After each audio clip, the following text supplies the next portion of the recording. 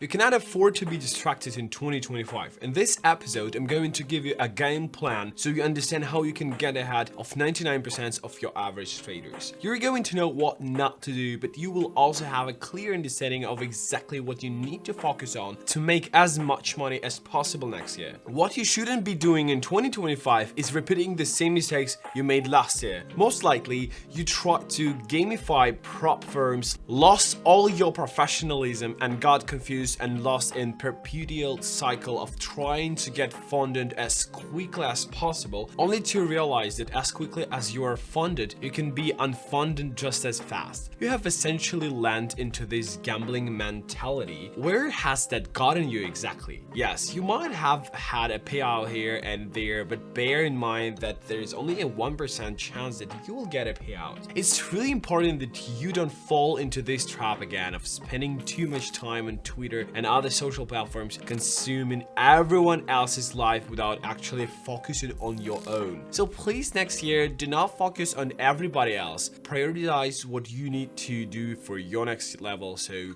you should grab a sheet of paper and write down the following. First step, what mistakes did I make in 2024? Second, how can I do less of them? Third, what is my next step? Fourth, what do I need to focus on now to improve as a trader? Just focus on that and stop getting distracted by all these other things. Before we continue, guys, remember to check out our free Telegram channel in which every day we share useful materials, news, analysis, market strategies, and even more material on psychology. Save yourself hours and ton of money just by subscribing to one free channel. Now I'm going to go into a few other parts later in this video, but something that is absolutely essential for next year is that you should 100% get yourself around a good group of people. Why? Because many issues that will come up within your trading can be avoided just by being around the right people. Let's say, for example, you have a good circle or a solid network. If you're making mistakes, it's highly likely those people will be able to call you out on your BS before it even happens, so you don't spiral out of control. When you are around the right people, they will tell you what you need to hear, not just what you want to hear. So they won't sugarcoat anything, ensuring that you are not blindly moving forward thinking you are progressing just because you were in the right trade at the right time. So you will be moving forward in the right way because you've got other around you and who are either on the same level or slightly further along to help you. So being around the right people is essentially, I think, 50% of the battle.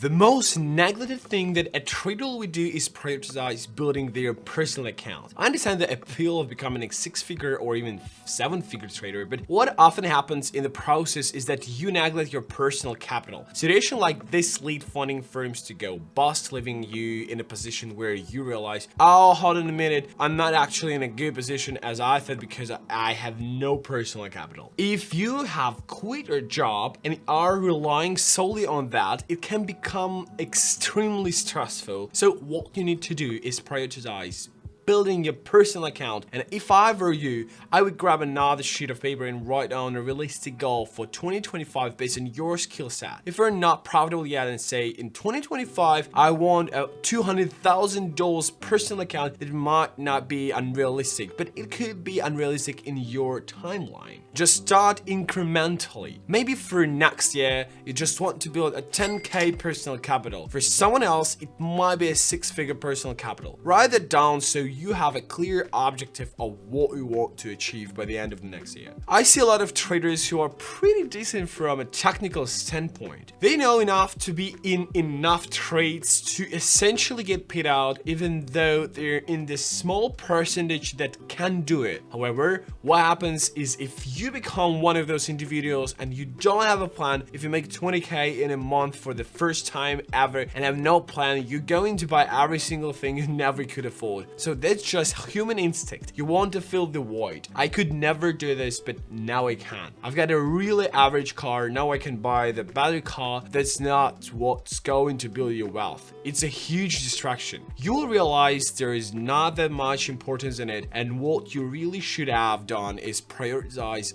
other things. For example, if you get a 20k personal payout, you should put that prop firm capital payout into your personal account. Then you can establish a ratio. For example, you could decide that 25% of anything you withdraw from the markets using this prop firm capital goes straight into your personal account. This leads to the goal of building your personal capital. Every time you have a payout, you now have a metric. Don't just decide how much to withdraw based on how you feel about it. You're here to get ahead, and I'm literally helping you get ahead. You have got to resist the temptation to buy lots of things you don't need. The bottom line is this: you need to stick to an actual metric. You could say, I'm going to do 10%. Fine, do something. Stick to it. Have the financial discipline to follow through. This way, you know you've got this amount into your personal account. With that extra capital, you could also reinvest a portion into acquiring more funding or investing in yourself, because you're the asset at the end of the day. You need to ensure you're investing back into yourself. You can spend 10-15% on yourself. You have to make it real. I'm a big believer in that as well.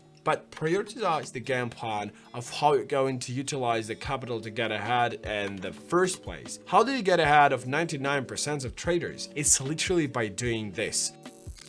The average trader believes, and they have been misled by the biggest myth in this industry, making you believe that if you just have an edge and a technical strategy, you just need to keep learning and eventually you will make money. That is absolutely false. Otherwise, there would be multi-millionaires everywhere.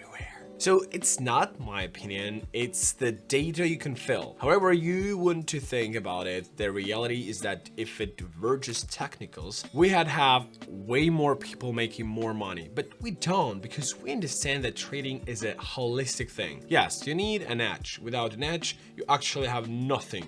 You just become a gambler. However, once you've got an edge, which most people can access, that's not the difficult part. That's the interesting thing. People think that, yes, this argument of do you need an edge or do you need to work on your mindset? You can find an edge anywhere. So why is it that people who do have an edge still can't become profitable? It's got nothing to do with their edge. It's about how the individual can perform under pressure. However, you need to invest in yourself. This is how you get ahead of 99% of traders, because 99% of traders don't invest in themselves. They believe, right, I've got my strategy, I just need to keep going and then I will be successful. But that very rarely happens. It's the reason why you have an under 1% chance after having a payout. Lots of people are skilled technically, but they are not skilled mentally. They don't look at things holistically. So what can you do to invest in yourself? Now, I'm not talking about just education in terms of learning how to trade. I'm talking about everything. This also includes investing in yourself by acquiring capital. So let's say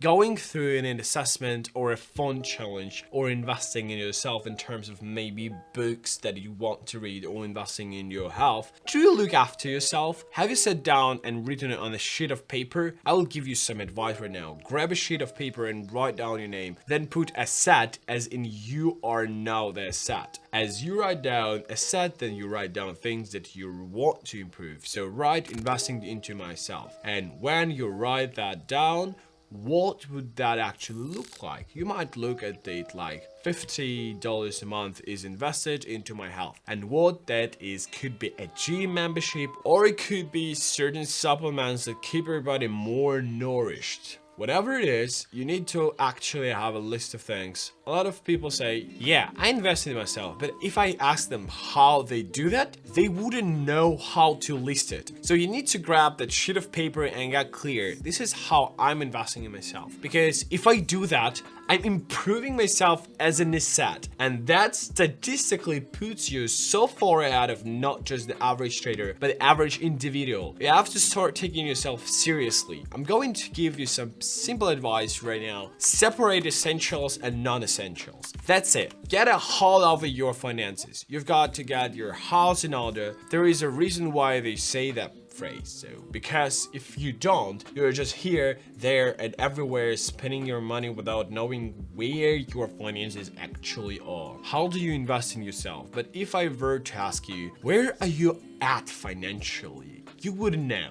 The reason you sometimes have this element of wanting to hold on to that money is because you have no idea where you're at whatsoever. So if you had a metric in place, you could say, right, I'm making 2K a month, I should be investing a minimum of 10% a month into myself for education. You will do that equation and go, right, so that's $200. Suddenly spending $100 a month on yourself is not actually a big deal. But you think it is because that's just your perception right now, but you're not successful yet and you have to have skin in the game. So how you actually do that in the first place is by getting hold of your finances and getting clear on them. Get rid of the non-essential things. I find it interesting when someone says, I really want to change my life. I want to be an ultra successful and take care of my family, but I just can't afford to invest in myself. But then you look at their finances and see Spotify, Netflix, Apple Music, Apple TV. The list goes on of all these things they can justify. If I were to say, let's just go through them, there is a good 100, 150 worth of outgoings there. Let me know which ones you believe are contributing towards you becoming a successful trader, and they will go through the list and say, oh, none of them. So you're not serious about becoming a six-figure trader, are you? You just like the idea of it and you don't want to get low of these lectures. So that's the bottom line. That's the truth and the story you have been telling yourself all this time, and it's why you're going to be in the same position a year from now. What you have got to do is write the list down, go through your finances and say, these are all non-essential. Which ones could I do without? What ones are essential? The ones that are essential are the ones that are actually going to move forward and contribute towards your goal. Just by doing that, I have already put you 99% ahead of the average trader and the average person in life just by knowing what I shouldn't be doing. It's not essential, it's just a luxury. This is a necessity. This is me investing. This is me moving forward, and this is what is going to help me get to my desired goal. It's as simple as that. So guys, I really hope you enjoyed this episode and taken away some value from it. It's very practical and straight to this point. I know this is the time of the holidays. Happy holidays to those of you who celebrate as we sign out towards to the end of the year of 2025. To have more valuable insights about the market and psychology, remember to check out our free Telegram channel where we share all what we wish to have out our time. Success isn't always complex. It's just very deliberate. All the things I'm telling you are deliberate things that you could do right now to put yourself in a very strong position for 2025. Please don't come back to this video a year from now knowing that I got the advice and literally told me what to do, but I still did nothing and relaxed when we were up on one of the biggest financial years in a decade. One thing that I want to do is the side effect of that book behind you. Some of the viewers might not actually know that you have written a book on goal setting itself. I mean, who wrote this book? I don't know. It looks good. I could go through it again. The 5-minute rule. This is step by step. You guys know I'm very practical when I'm talking about these things. I've been shared little snippets here and there. You probably won't be able to see this very clearly, but there are 10 things I want to do and have. Remember, life is really about that. When I'm talking to you about your non-essentials and your essentials, part of that is also making sure, right, what kind of person do you want to be? What do you want to do? What do you want to have? Remember, success is not something you pursue. Success is something you attract by the person that you become. That is it, guys. See you next video. Bye.